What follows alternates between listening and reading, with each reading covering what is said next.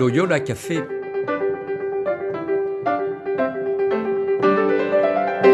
Loyola Café, on y discute philosophie et théologie.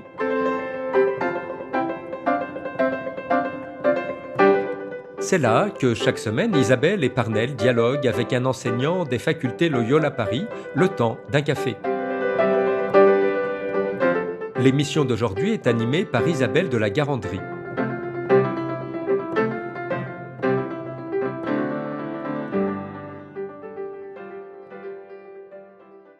Chères auditrices, chers auditeurs, bonjour. Bienvenue dans ce nouvel épisode du Loyola Café. Nous recevons aujourd'hui Geneviève Como. Geneviève Como, bonjour. Bonjour. Geneviève Como, vous êtes Xavier, docteur en théologie, directrice adjointe du premier cycle, et vous donnez un cours en ligne intitulé Introduction à la théologie.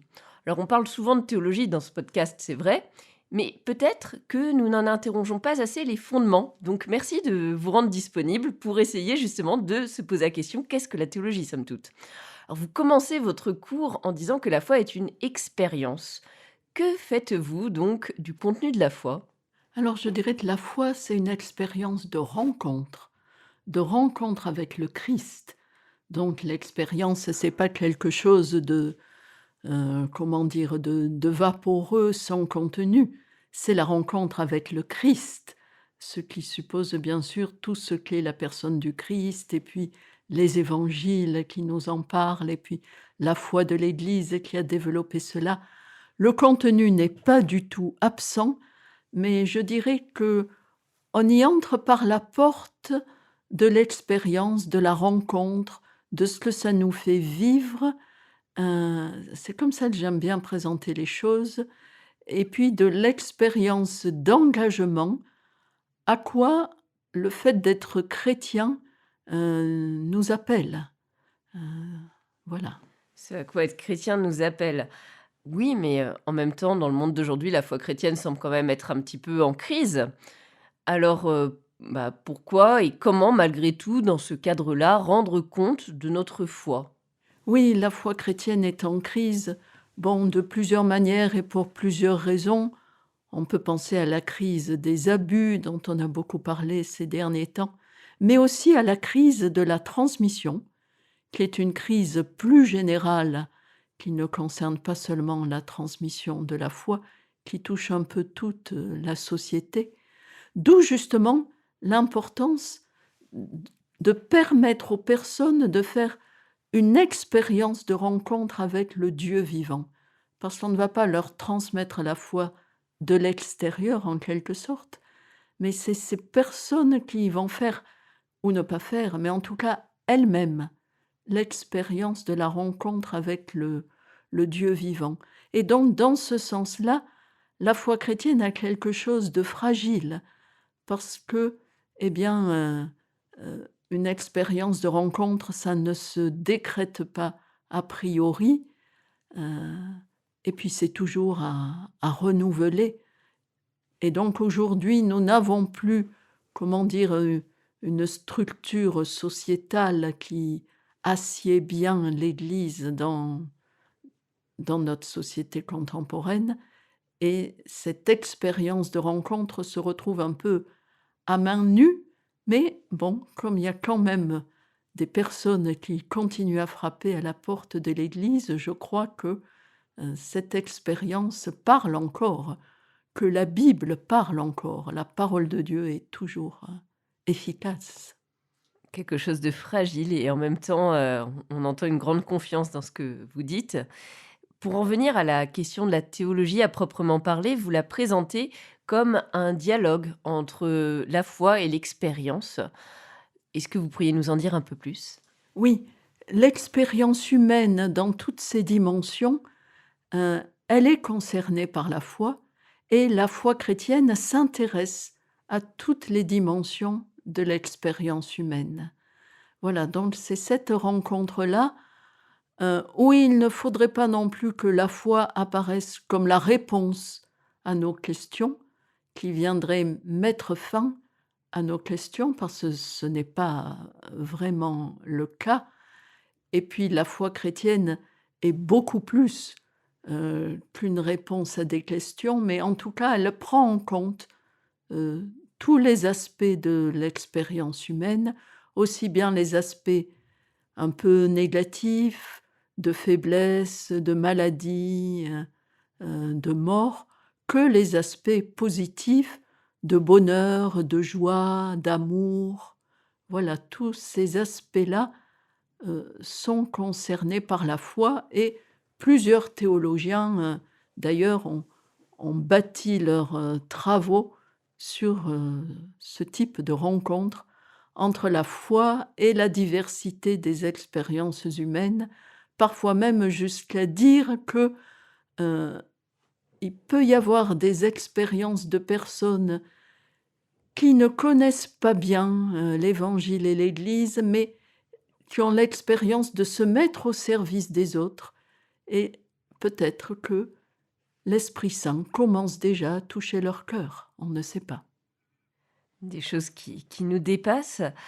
Mais maintenant, voilà, on entend cette place importante de l'expérience et le fait que la foi concerne toute notre expérience humaine. Mais comment définiriez-vous le cœur de la foi chrétienne? Alors, je définirais le cœur de la foi chrétienne, bon, je n'aime pas bien ce mot de définir, mais en tout cas par un petit mot de 3 syllabes, le don. Le don de Dieu à l'humanité. Voilà là. Nous, les chrétiens, nous croyons que Dieu se donne lui-même à l'humanité. Il ne donne pas seulement sa loi, des commandements, un catéchisme, il se donne lui-même en personne, dans la personne du Christ, et un don demande à être reçu. Et voilà, du côté de l'humanité, recevoir, accueillir ce don de Dieu et y répondre, c'est ça finalement qu'on appelle la foi. Et donc c'est cette articulation entre donner, recevoir, qui pour moi dit très bien le cœur de la foi chrétienne. Et en outre, aujourd'hui, la question du don a bien été travaillée en sciences humaines. On voit à la fois toute sa richesse et tous ses pièges, et ça nous aide vraiment à approfondir la foi chrétienne de ce point de vue. Le don, la réception. Dans votre cours, vous distinguez également le Dieu du contrat et le Dieu de l'alliance. Qu'entendez-vous par ça? Alors, c'est un peu lié à la question du don. Euh, Avec le contrat, euh, eh bien, il y a en quelque sorte un contre-don au sens étroit du terme. Voilà, on a signé un contrat et les partenaires s'engagent à le respecter, et si quelqu'un ne le respecte pas, le contrat est rompu. Et parfois, même assez souvent, on peut s'imaginer qu'avec Dieu, c'est comme si on avait signé un contrat. Par exemple, je ne fais rien de mal, et même je suis quelqu'un de bien. En retour, Dieu me doit une vie assez heureuse, ou du moins, il n'est pas censé m'envoyer de graves épreuves, la maladie, le deuil, que sais-je encore. Et si euh, je découvre que je vis cela, des épreuves, maladies, deuil ou autre chose, je me demande, mais où est Dieu? Que fait-il pour moi? Qu'est-ce que j'ai fait au bon Dieu? Tandis que le Dieu de l'alliance, c'est celui avec qui nous avons une relation forte, mais c'est pas de l'ordre du donnant-donnant, parce que cette relation, elle est vraiment forte et réciproque, mais elle n'est pas symétrique. Le Dieu de l'alliance, c'est aussi le Dieu insaisissable. C'est le Dieu du livre de Job, c'est le Dieu du Christ sur la croix. C'est celui qui ne va pas forcément nous épargner toutes les épreuves de la vie.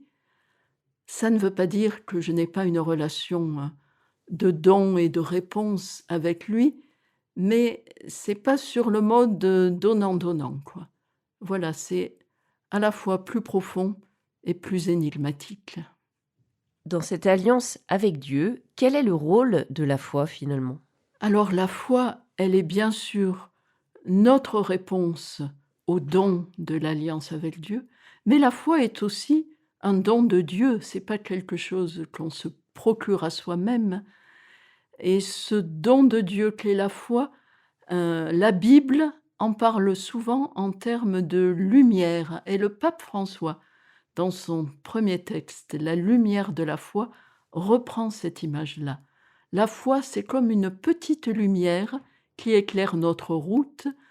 C'est pas une lumière aveuglante, éblouissante, mais c'est la petite lampe qui accompagne nos pas. Mais cette lumière de la foi, elle peut éclairer aussi ce que nous vivons, nos relations entre nous, les rapports dans une société. La foi a la capacité d'éclairer finalement une vie humaine. Elle est à la fois un engagement de notre part, une disposition, une réponse, et bien sûr aussi ce que nous recevons de Dieu. Mais ce Dieu de l'Alliance, pour le connaître, vous faisiez référence au livre de Job, et vous disiez qu'en même temps qu'il était insaisissable. Est-ce que, voilà, la Bible peut nous aider à en saisir quand même quelques aspects? Oui, bien sûr, parce que dans la Bible, il y a beaucoup de courants divers, beaucoup de théologies diverses. La théologie de la rétribution, correspondant un peu au donnant-donnant, au contrat que j'évoquais tout à l'heure, n'est pas complètement absente, hein. C'est la théologie des amis de Job. Mais Dieu, à la fin, se révèle à Job, et en fait, ce qui révèle à Job surtout, c'est son aspect incommensurable. Et il donne raison à Job et pas aux amis de Job. Et il y a aussi Jésus sur la croix, euh, qui nous révèle jusqu'où va le don de sa vie.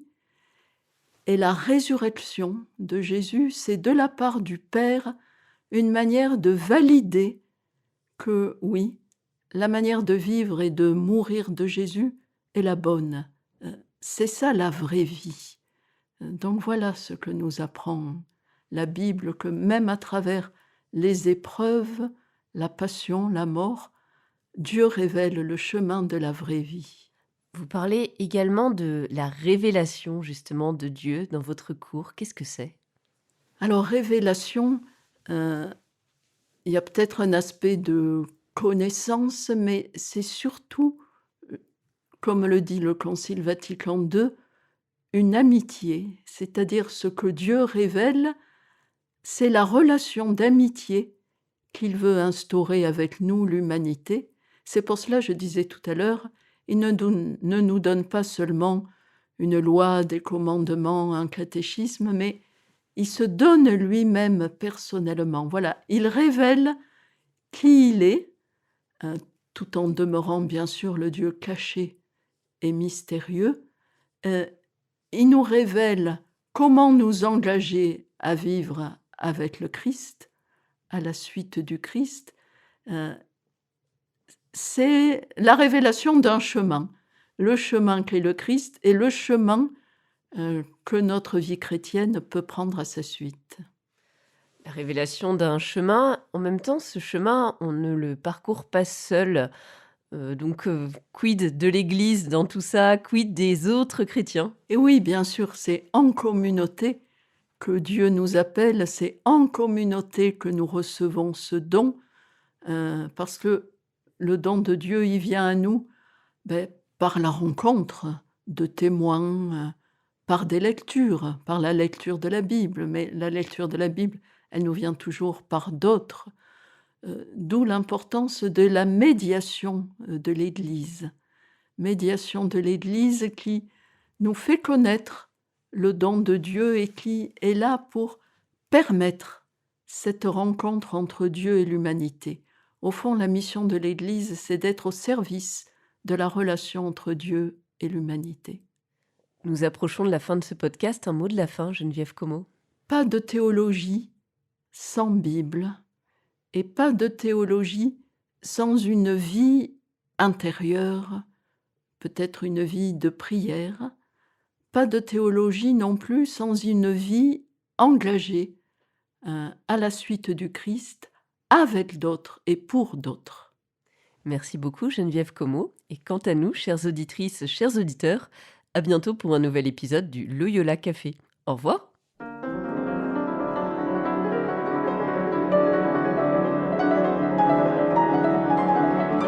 Vous écoutiez Loyola Café, le podcast des facultés Loyola Paris. Pour ne rater aucun épisode, abonnez-vous gratuitement sur votre application préférée, Spotify, Deezer, Apple Podcast ou YouTube Podcast.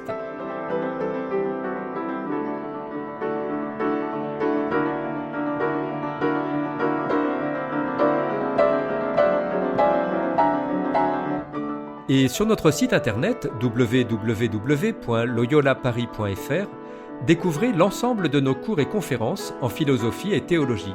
À bientôt.